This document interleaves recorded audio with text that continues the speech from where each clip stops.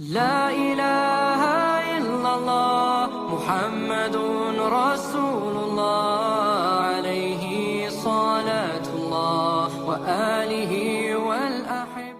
Mohon izin Buya apabila ada catatan saya yang tidak berkenan koreksi atau meluruskannya. Yang pertama, dari paparan-paparan Kang Dedi dan Buya, saya menangkap poin-poin pentingnya. Yang pertama, agama. Agama berasal dari Allah, sedangkan budaya berasal dari hasil atau cipta karya manusia. Artinya agama itu murni tanpa campur tangan dari manusia. Agama itu yang disebut dengan agama itu berasal dari Allah dan dibumikan atau dikebumikan harus melalui Rasulnya, tanpa bisa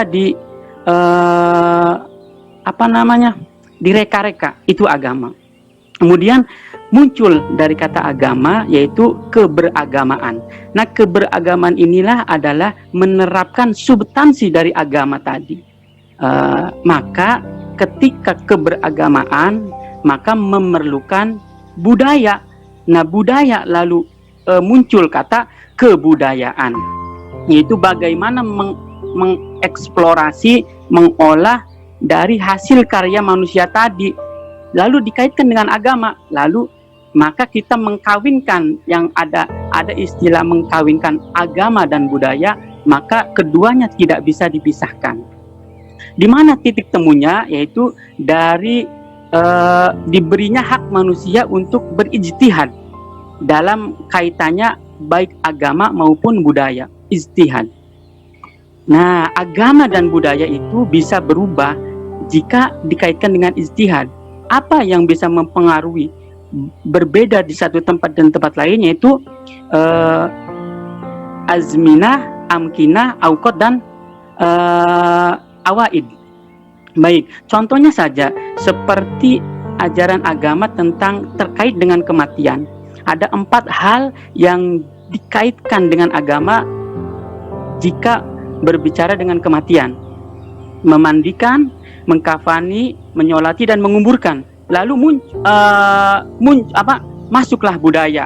Bagaimana budaya satu tempat dan tempat lain mengemas keempat tuntunan agama ini berbeda-beda. Baik itu sebelum kematiannya, sedang berlangsungnya prosesi kematian, ataupun pasca kematian seperti adanya di Jawa ini tahlilan atau dan sebagainya. Maka itu masuklah budaya. Kemudian agama itu merupakan ajaran langit dari Allah, maka tidak ada yang bisa mengintervensi substansi dari agama tersebut. Sedangkan budaya itu boleh siapapun berkreasi. Nah, contohnya saja seperti amar ma'ruf nahi mungkar, jelas ini adalah ajaran agama. Namun praktek dari amar ma'ruf nahi mungkar itu tidak sama satu lokasi wilayah dengan wilayah yang lain. Contoh, di wilayah Arab, penerapan amar ma'ruf nahi mungkar berbeda dengan di Indonesia yang terkenal dengan karakter orang Indonesia ramah, santun, sopan, tepo selero, gotong royong, dan suka musyawarah. Maka jangan aneh ketika ada pendakwah yang sama ingin menerapkan agama dari wilayah lain lalu diterapkan ke Indonesia, jadi seakan-akan bertentangan. Ya memang begitulah budaya. Kemudian saya mencatat bahwa di UNESCO sendiri pada tahun 1999 menegaskan bahwa hubungan antara agama dan budaya itu tidak boleh dipisahkan dan tidak boleh dipertentangkan, karena keduanya terdapat hubungan simbiosis mutualisme, saling menguntungkan. Agama tidak boleh memusuhi budaya dan budaya tidak boleh menolak agama.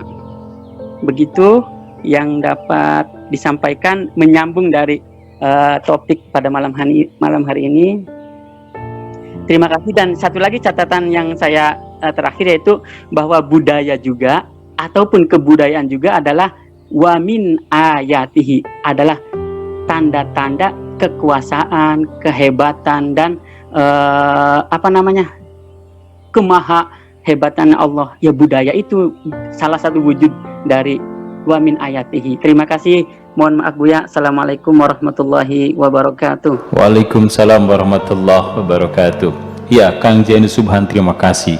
Agama adalah karya Allah, sedangkan budaya adalah karya manusia. Dengan demikian, kalau boleh saya simpulkan secara gampangnya, bahwa agama bukan bagian dari budaya dan budaya bukan berarti bagian dari agama. Tapi ini keduanya tidak bisa dipisahkan, saling melengkapi. Penjelasannya Buya. Saya ingin menjelaskan begini sama Kang Subhan ya, Mas Subhan. Orang menghinanya perintah-perintah agama seperti sholat, puasa, haji, wudhu dan sebagainya itu adalah merupakan mempraktekkan agama sebagai tujuan. Saya ingin mengatakan di sini seperti ini. Semua seremoni-seremoni, ya, ritual-ritual agama yang kita lakukan itu bukan tujuan. Itu hanya exercise kok, latihan. Kita suruh sholat sehari 5 kali supaya kita berkomunikasi secara intens dengan masyarakat kita, ya, berkomunikasi dengan baik, duduk bersama rendah, bersama menghilangkan kesombongan, saling mengetahui informasi. Kita puasa supaya kita tumbuh kasih sayang pada orang sedang miskin. Kita zakat supaya untuk jaring pengaman sosial, supaya kita jangan menyakiti hati orang yang miskin. Itu kan tujuannya ke sana. Jadi ujungnya nanti adalah untuk membangun kebaikan hati ini. Nanti itu semuanya amalmu, hartamu itu nggak ada urusan. Allah mengatakan begini, yauma la yanfa'u malu wala banun illa man atallaha biqalbin salim. Nggak ada manfaatnya, disingkirkan semuanya, hartamu, amalmu, turunanmu semuanya, anak-anaknya pada jadi jenderal, nggak akan dilihat kok. Apa yang dilihat? Hati kita. Jadi ibaratnya seperti kita mendidik anak-anak setiap minggu, hari Senin Paskibra hormat bendera. Itu bukan tujuan, itu bukan menyembah bendera. Itu melatih anak-anak itu supaya tumbuh rasa cinta tanah air, kan seperti itu. Lah kenapa orang yang sholat berjamaahnya rajin kok bertengkarnya rajin juga sih?